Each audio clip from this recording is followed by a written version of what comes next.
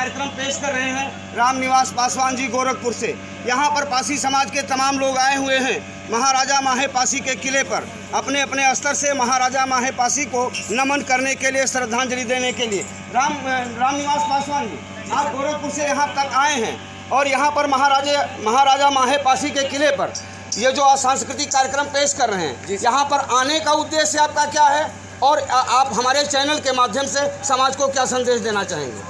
हमारे आने का उद्देश्य ये है कि हमारा समाज आगे बढ़े, दिन दुना रात चौगुना तरक्की करे। शिक्षा बहुत ज़रूरी है।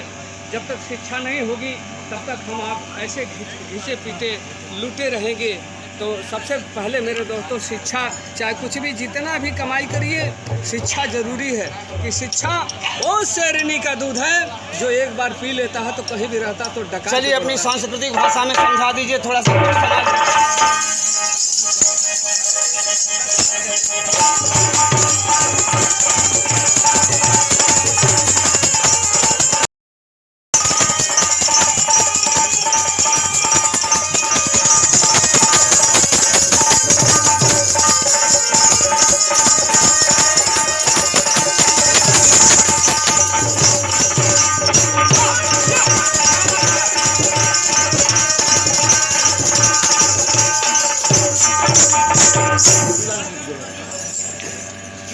आइए, सबसे पहले मैं अपने पासी राजाओं को नमन करता हूं। मेरे दोस्तों, एक एक पॉइंट नोट करिएगा।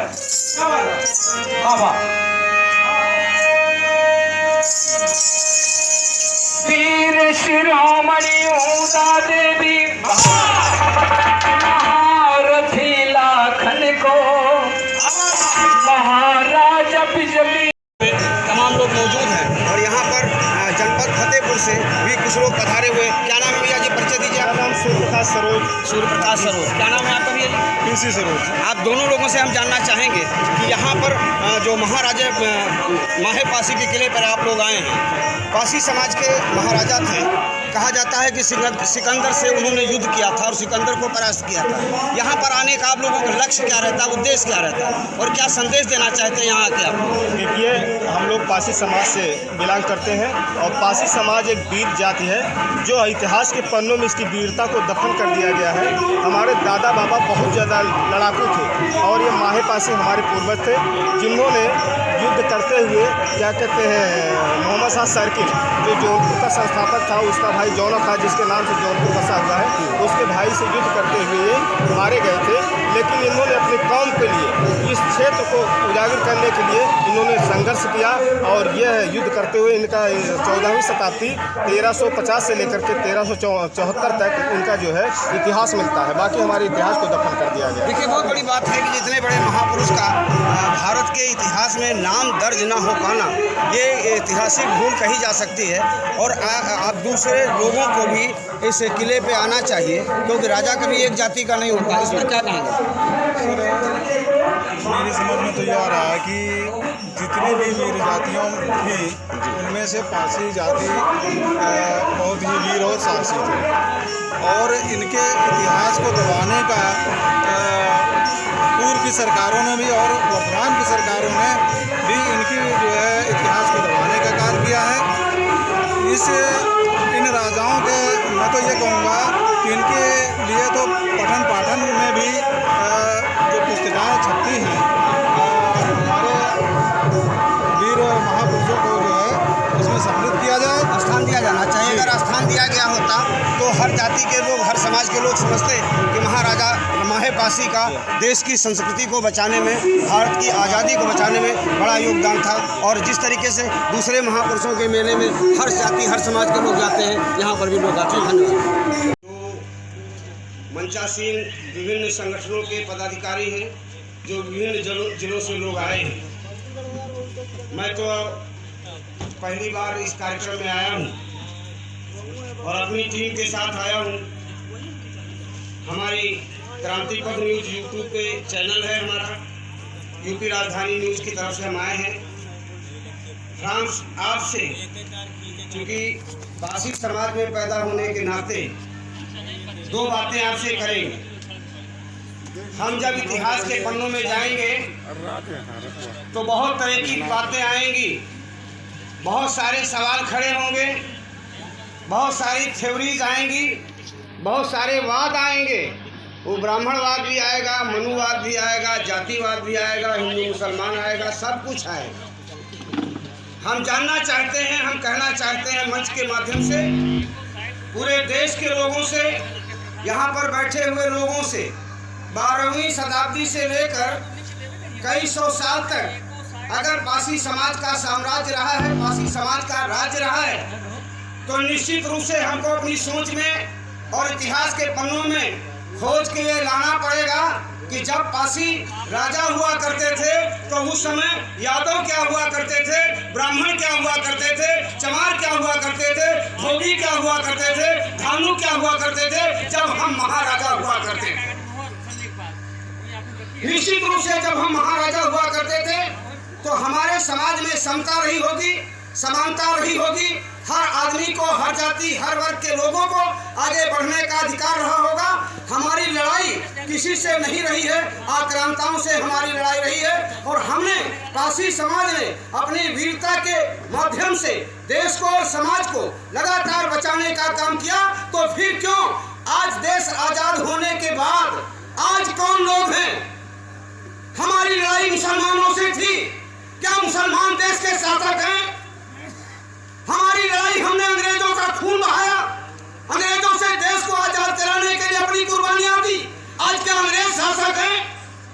आज मुसलमान शासक नहीं, आज अंग्रेज शासक नहीं है। तो फिर पारसी समाज के महापुरुषों का नाम इतिहास के पन्नों पर दर्ज क्यों नहीं हो पाया? इसका कारण है हम हुक्मरानों की गुलामी करते आ रहे हैं, चाटुकारिता करते आ रहे हैं और हम अपने समाज के स्वाभिमान और सम्मान के लिए लड़ने को तैयार अब तक नहीं हुए।